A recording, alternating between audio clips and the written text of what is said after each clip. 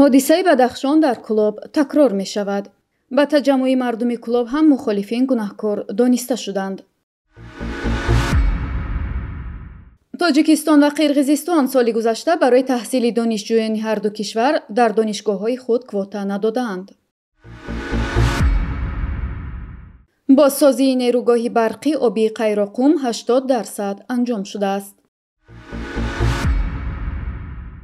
Абдуқаҳҳор Розиқов, як сокини шаҳри Кӯлоб, ки дар натиҷаи шиканҷаи милиса фавтид ва боиси эътирози даҳҳо нафар дар назди ҳукумати шаҳр гардид, прокурори шаҳри Кӯлоб ба таҷаммуи мардум мухолифинро гунаҳкор кард. Баҳодур Ҷурахон, иҷрокунандаи вазифаи прокурори минтақаи Кӯлоб, рӯзи 1 феврал зимни нишасти матбуотӣ гуфт, Абдуқаҳҳор Розиқов дар утоқи кории корманди оперативӣ Шарипов Шамшод фавтидааст. аз ин лиҳоз ин корманди милиса дар боздошт қарор дорад. ду милисаи дигар бо шарти берун нарафтан аз маҳалли зист озод шуданд. баъди эътирози мардум мақомот аввал аз боздошти 3 милиса хабар доданд ва баъдан гуфтанд, ки 2 нафари онҳо бо шарти тарк накардани маҳалли зист раҳо шуданд. Баҳодур Ҷурахон мегӯяд, баъзе қувваҳое, ки бар зидди давлат ҳастанд, бар зидди халқу миллат ҳастанд, қазияи Кӯлобро моҳирона ба манфиати худ истифода бурда истоданд. гуфтанист, моҳи ноябри соли 2021 баъди марги Гулбиддин Зиёбеков, сокини 29-солаи ноҳияи Роштқалъаи вилояти Мухтори Кӯҳистони Бадахшон, ки ҳангоми амалиёти ниҳодҳои қудратӣ кушта шуд, мардуми Бадахшон тазоҳурот карда сабаби марги ӯро пурсида буданд.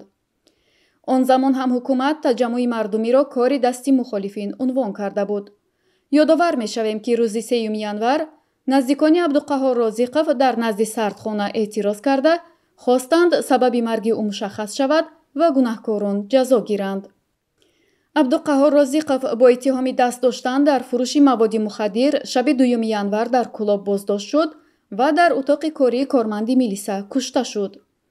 вазорати корҳои дохилӣ дар эъломияе гуфт, ӯ бар асари истеъмоли зиёди амфетамин даргузашт. додситони минтақаи Кӯлоб мегӯяд, ҳанӯз тафтиш сабаби марги ӯро маълум накардааст. тоҷикистон ва қирғизистон соли гузашта барои таҳсили донишҷӯёни ҳарду кишвар дар донишгоҳҳои худ квота надоданд. ба гуфтаи Рамазон Одиназод, раиси маркази барномаҳои байналмилалии Вазорати маориф ва илми Тоҷикистон, дар асоси қарордодҳои ҳукумати ду кишвар ҳамасола барои таҳсили донишҷӯён квота ҷудо мекунанд. ба гуфтаи вай, дар ҳоли ҳозир 42 донишҷӯи тоҷик дар Қирғизистон таҳсилро идома медиҳанд, ки солҳои пеш ба донишгоҳҳои кишвари ҳамсоя дохил шуда буданд. бақияи донишҷӯёни тоҷик ба Тоҷикистон кӯчида таҳсили худро дар донишгоҳҳои кишвар аз рӯи ихтисосҳои худ идома доданд.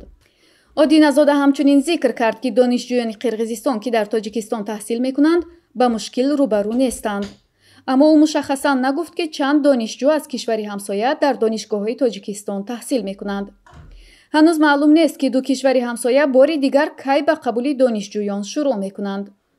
Одиназода қайд кард, ки ин пас аз барқарор шудани муносибатҳои неки ҳамсоягӣ имконпазир мегардад.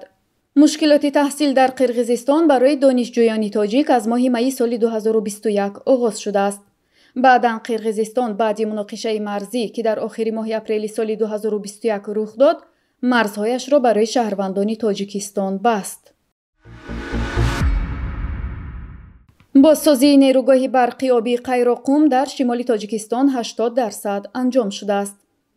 ба гуфтаи раиси шаҳри Гулистон, Раъно Ҳошимзода, дар нишасти хабарӣ, то ин лаҳза 3 чархаи нерӯгоҳи барқӣ обӣ иваз карда шудааст. Ҳошимзода гуфт, ки тамоми корҳо оид ба таҷдид ва навсозии нерӯгоҳи барқӣ то охири соли ҷорӣ анҷом хоҳанд ёфт.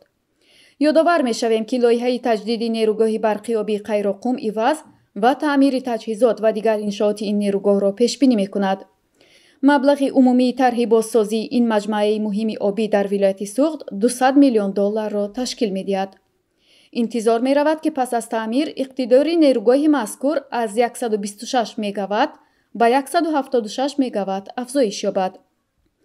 истеҳсоли қувваи барқи нерӯгоҳ ба ҳисоби миёна то 38% афзоиш меёбад. сохтмони нерӯгоҳи барқи обии Қайроқум соли 1952 дар замони собиқ Шӯравӣ ё СССР шурӯъ шуда, чархаи якуми он бо иқтидори 21 мегаватт дар таърихи 15 декабри соли 1956 ба кор дароварда шуда буд.